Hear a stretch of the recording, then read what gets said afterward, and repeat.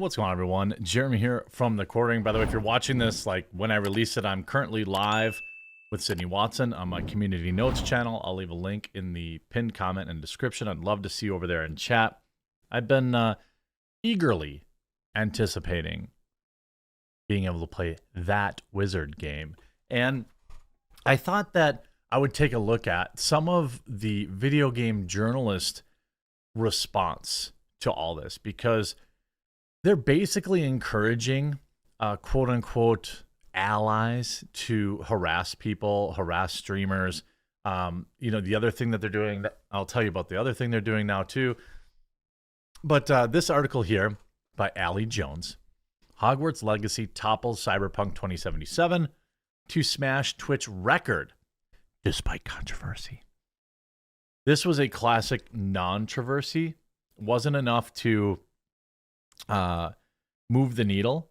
I suspect that, it's funny how even people like Hassan are like having a melty about not being able to stream the game because he's getting too many mean comments from trans allies or whatever.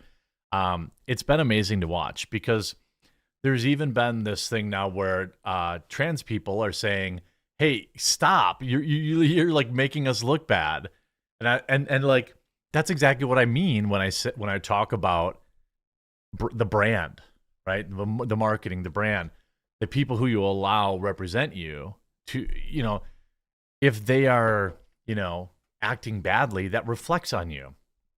So, yeah, the record set by Cyberpunk has been broken. I mean, it's insane.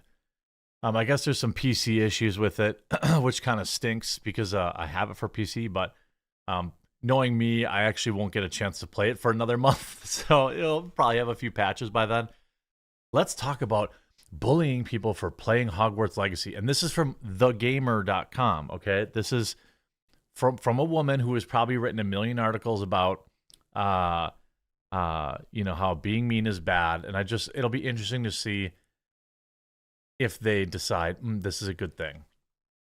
The big news, and look at the subtitle. The big news around Hogwarts Legacy is one cisgender streamer getting upset, which reveals the layers of bias around reporting on this game. Are you joking? Your outlet, Kotaku, every woke games journalist outlet has been kicking and screaming for a month now, for many months, for more than a year about this, about how this is the worst game ever, and it's gonna cost people's lives and all this kind of stuff. The big news in the wake of the Hogwarts Legacy launch is the cisgender girl who cried about it. Nothing should surprise me with the Harry Potter game, but I will admit this is a bold new direction. Trans people and their allies are now bullies for explaining why they don't support the game. Victim cosplay is back in fashion. Are you kidding me? If we were just to reverse the roles here, if trans people were having hundreds of people flood their chats and be spreading political ideologies and harassing them and make sure they're not having fun play the game, having fun play the game or letting their chat have fun, you would be writing a million articles about how trans people are under attack.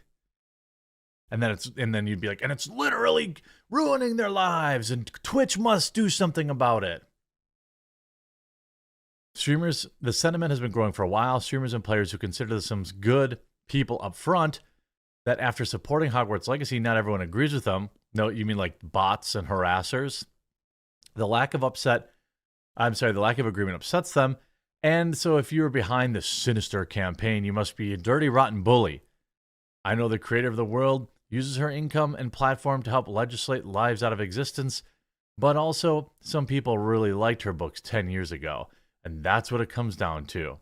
The creator of this world, Harry Potter, came to a head when Girlfriend Reviews, which touts itself as a wholesome place that, much like a certain mainstream gaming outlet, only considers whether a game is fun to play or not. That's all that matters? That's literally all that matters?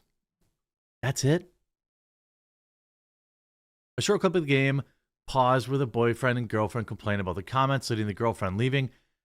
has become a figurehead for how trans people have morphed overnight from the world's victim to the world's bully. Well, their allies are. I don't know if you can say for sure, if the people in chat are trans, but you can also say, somebody launched a website to build a list of streamers who played the game, perceivably to threaten them at minimum to not play it or end up on their list, and more sinisterly, perhaps to go after their sponsors or target them with other forms of attacks and things of that nature. Now, I don't know if the person that built it was trans, but again, doesn't matter. Was this person bullied? Did they actually even cry? Neither of these things have any real proof behind them. Wow, victim blaming. And yet this is one of the main news stories from the launch. It really isn't. This girlfriend suggested her boyfriend that to take a break, then leaves. The clip's doing the round, does not show her crying. So now they're saying, well, she's not crying. There's also no chat in the clip being circulated, meaning we don't know if the team is upset by people asking reasonable questions about their decision to support the game, or if they do not want to answer, or whether they're more extreme messages lined with threats and insults. Having gone back and read the chat on their Twitch channel, it seems to be the former. The vast majority of the chat are springing to their defense, even if you account for deleted comments. The chat is clearly responding to the fairly mild criticism rather than vulgar bad behavior. So me, the games journalist, who probably wrote a bunch of articles about Goobergate, is now saying that really, imagine if back then, if this, I wonder if this author would have written like when Zoe Quinn or Anita Sarkeesian came out and were like, I'm getting bullied online. If they would have said, yeah, but exactly how many bully comments? And can I go through them and see and then judge for myself whether or not they're offensive? That never would have happened. This is like the dumbest article. Oh my God. I just got to check. Stacey Henley. You're the editor-in-chief. Wow. Pronouns in the bio, perhaps? Seems like almost certainly. Oh, wait. At 5 Tracy.